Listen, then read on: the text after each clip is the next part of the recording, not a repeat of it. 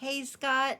Thank you so much for your questions. You are on the road. You are going to get everything that you ever want to manifest. I am so sure of it. And I'm so happy that you sent in your request. So, the very first thing, what on earth is this end scene stuff? You wanted me to explain that to you a little bit more. So, it's actually the best part of the 5 step process because this is where you get to actually live out your scene after you have created what you have desired. So, what does that mean? You get to skip to the good part, okay? We're not going to worry about the hows. So, what your end scene is all about is something that proves to your mind that it's already done. So let's take this next step that you're talking about. You're talking about wanting to manifest a couple $1,000s. The very first thing you need to do is get specific. Not just a couple thousand, but decide, is it $2,000? Is it $2,499? Write down that amount, and that is your ask. That is what you're going to request. Then step 2 is to create that scene. So what is it that's going to prove to your mind that you created that? Is it a specific purchase that you're trying to get? Is it or is it just more money in your bank account and you need to see that?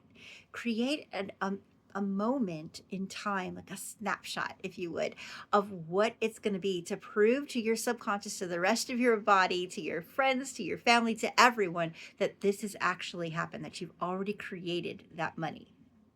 Think about it. What is it? Is it just putting it inside of our group saying, hey, I did it. I forgot to tell you, but last week this happened. Okay, here's what it's not. It is not thinking about how that money came to you. It's already having it. That's what the end scene is. And I think I'm answering your next question. How can you go ahead and move on to that now? So decide on the exact amount that you want. Go ahead and create this end scene. So is it putting it into our group and saying, "Hey, I've already manifested my $2,400," and is it seeing it in your bank account? Create that snapshot moment.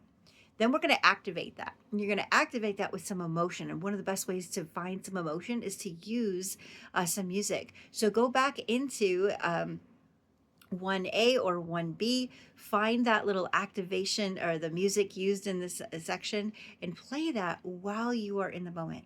Now, I don't know if you remember if we've talked about Neville Goddard yet, but this is one of the things that Neville's father did on a daily basis. On a daily basis, he would literally sit in his chair and he would contemplate through looking at the newspaper, but not really looking at the newspaper, how his day was going to unfold. All right. He was looking at the end scene of the day. And so that's what I want you to do is think about that snapshot moment, that end scene that we just described to you of what it's like to already create that money. And then while you're envisioning that, listen to that music, invoke some emotion.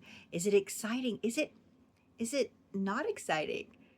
What go into other things aside from the emotion. Go into the senses.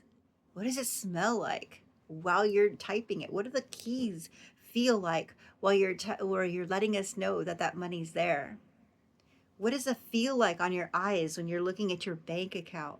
What is it that you actually feel into your body? Okay. One of Neville's examples is of a woman who was standing on a train and it was raining on her. It was probably the worst day of her 3D life, but she was creating it in her 40. And she said, the salt from my tears is actually rain or the water coming from the ocean of a ship. And she remembered that. She created that end scene in the worst 3D moment of her life.